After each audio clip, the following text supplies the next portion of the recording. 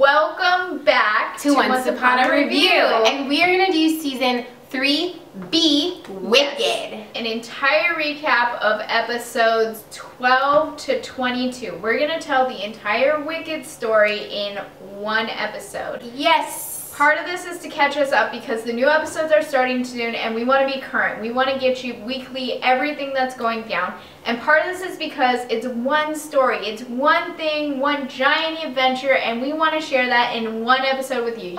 Let's start off. What did we think about this season? We're introducing Wicked. Let's introduce the characters. We're in the land of Oz. So of course you're going to see amazing, iconic characters.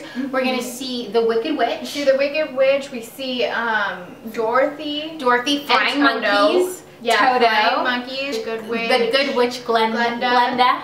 And that's, I think, really the core of what's happening in Oz with that. Those are the core people we're looking at here. Yeah, and what did you guys think about once going into Oz this season? We want to know, so write it down below.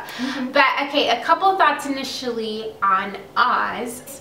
Well, I love that it's a brand new world. I love that they can go kind of switch into different worlds and the producers aren't scared to do things like that. There's a huge overarching theme in this season, and I think once kind of focuses on different things like courage, bravery, or even like the downfalls we have as humans, like fear. And this one was huge on what happens when someone is jealous of someone else. And that is why the Wicked Witch starts turning green. But why? Why is the Wicked Witch turning green?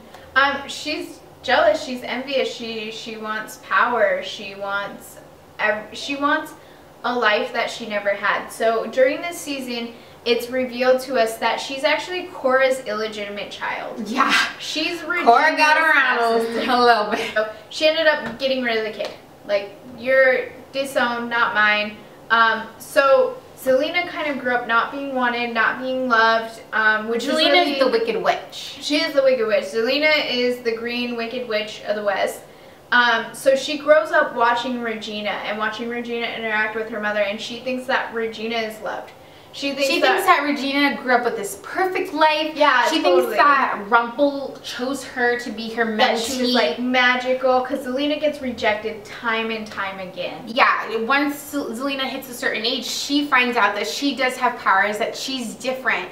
And she has her own story. She has her own, once does a great job of telling us her backstory. She goes to the Wizard of Oz and says, look, I need help. I want to be powerful. I want to know more about magic. I want to have a family. She also has a story where she encounters Glenda and Dorothy, and Glenda's very nice to her and says, you can be good. You don't have to be evil, and you don't have to want the things that your sister Regina has. But Zelena loves that thug life. She does. She chooses the thug life. She gets jealous again, but this time it's of Dorothy, because Dorothy is also accepted into like this little family that they have, like all the good witches. But Zelena hates that Dorothy can be a new sister, and so she can't stand not being wanted because she was abandoned by Cora at a really young age. And I think a lot of that comes from her like wanting to be special.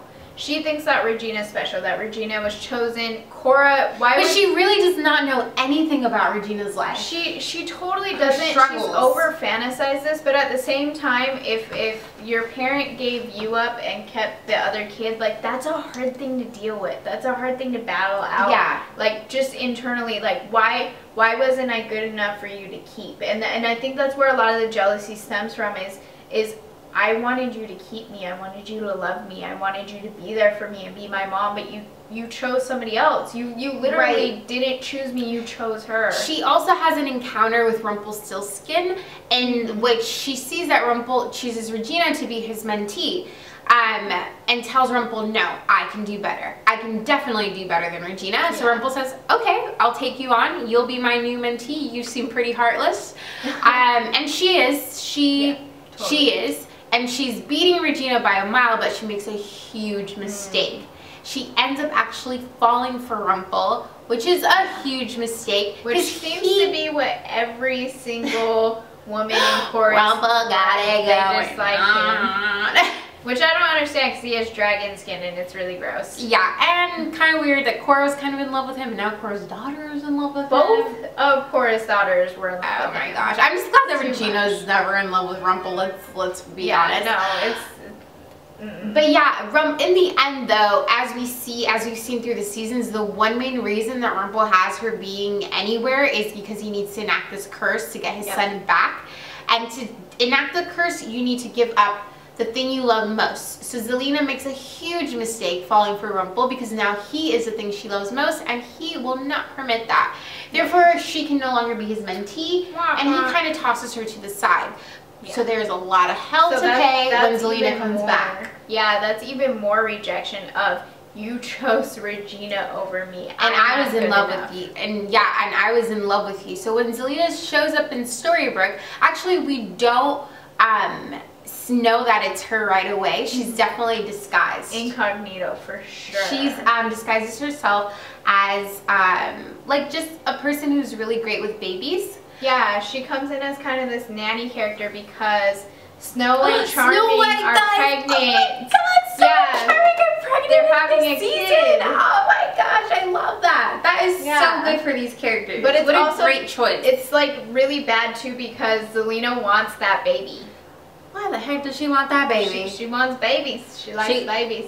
That is some She wants the baby to enact a time travel curse so she can go back in time and fix her life. During this time too, what I really love is we're seeing Regina develop better relationships with people and she's practicing good magic and we're seeing this turn in her life. Yeah, really great. Yeah. And it's a great turn, especially with her half-sister Zelena coming in, who is all evil, and you can see the differences between an all-evil character and Regina, who's starting to do a 360. Absolutely, and another thing is as Regina's trying to pull back from Henry and give him his space, she's developing this relationship with Robin Hood. That's really nice to see. What do you guys think about Robin Hood? He is starting to turn Outlaw Queen. He's starting to turn up in a lot of episodes. What does that mean for Regina and Robin? He's super cute. He is adorable, and he has a little son named Rowan. We find out as well. But he also has a past, and I think season 4 will be a really great time to explore that. Towards the end of this episode, we see a little bit more development with Emma and Hook, and kind of, you know, them kind of pursuing this thing and seeing what does this look like. Emma, I think after Neverland is when she starts to trust him, huh? Yeah. We see at the beginning of this that Emma and Henry they've been living in New York, and they've had no memory of anything that happened in Storybrooke over the last couple of years. And Hook comes to restore Emma and Henry's real memories and to tell them that there's a missing year. In the Enchanted Forest, we see that all the characters have been thrown back to the Enchanted Forest, and there's really a missing year. Nobody knows what has happened in that year. All we know is that Zelena has something to do with it. And Hook wants to come back to help the people in the Enchanted Forest. He's made a turn now. He's a good guy. Yeah. What do you guys think about Hook being good? I kind of like when characters are good and evil, but he seems like he's gonna stay on the light side. Yeah, and I think especially I think he really loves Emma, and so his love for Emma is pushing him towards being good.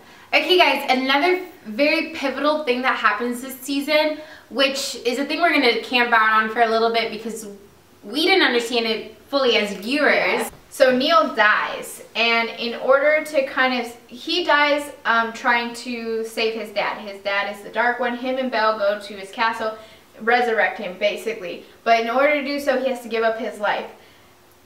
Dark One, not happening. He's like, no, I've lost you too many times, not happening. So he takes him and he makes him a part of himself. So we've got two people living in one Rumple body. Okay.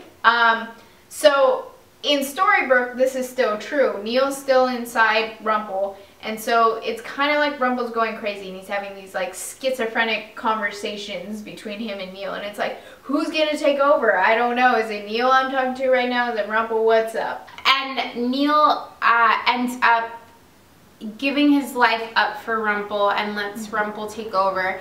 And okay, let's camp out on this because, first of all, what? Second of all, what? And third of all, really? What? Really?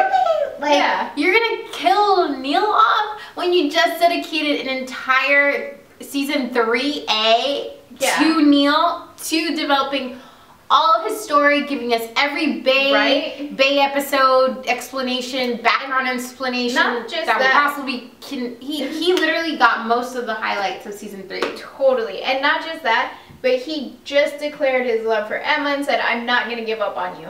And then he never revisits that. It's game over. Then, like, you kind of feel like the creators are setting you up for a love triangle with Emma, Neil, and Hook, and you're like, this is so interesting. Because Hook and Emma and Neil, like, how is it going to work? So when Neil dies, it's like, what?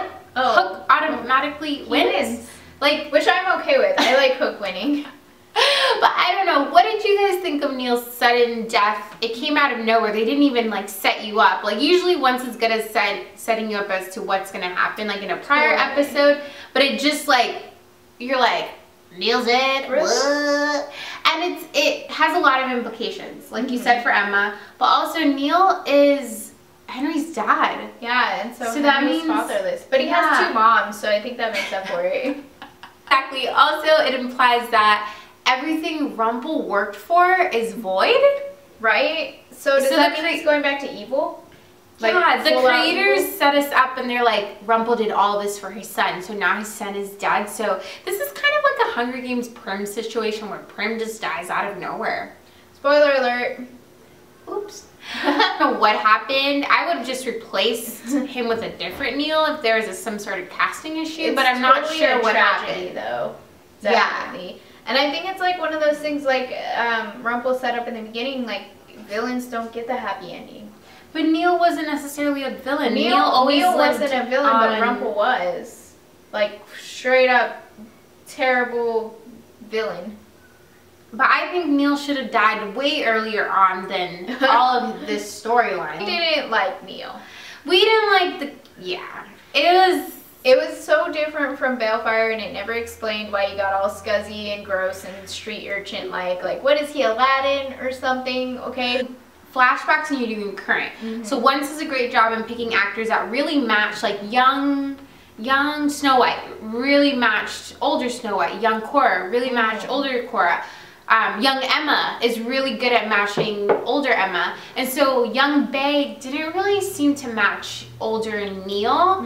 And maybe that's why we personally couldn't connect with him. But what do you guys think? Could you connect with older Neil? Did you love Neil's character? Did he go too soon? Did he not go soon enough?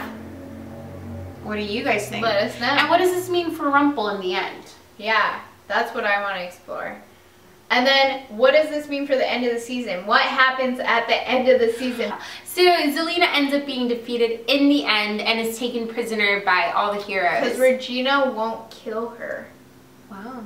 Regina's changed. This is a new Regina, guys. I'm proud of this. What do you guys think of Regina? I'm so excited. Yes, Regina. Get your man, Regina. Get your life. Yes. And so then all is well. Everything's restored back to normal in Storybrooke. But guess who still has an itch for... He is not going to live this down. To be fair, though, Rumple was held captive and used for evil things by Zelena. And Zelena was partially responsible for Neil dying. So Rumple does what Rumple does. He killed her. He killed Zelena. This is a very interesting thing that happens because we see Regina going towards the light. Rumple starts to go back. He even goes as far as to lie to Belle and say, I'm done being evil, I'm done with all of this, you can even have my dagger, and you will control the Dark One from now on, and I know you would never do anything to hurt me. But he gives her a fake. He does. It's a fake dagger. And it's very interesting what's happening with Rumble because they get married. Yes, in the end, it is so sweet. There's a speech about a chipped cup, and it's really sweet. Nice. Even though we know that he's kind of lying to her, and he just killed Zelena. Yeah.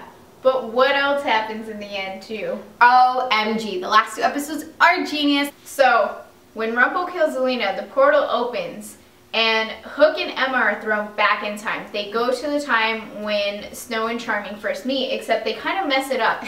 So they don't meet, and they're not together. And Emma's like, uh-oh, I don't exist anymore.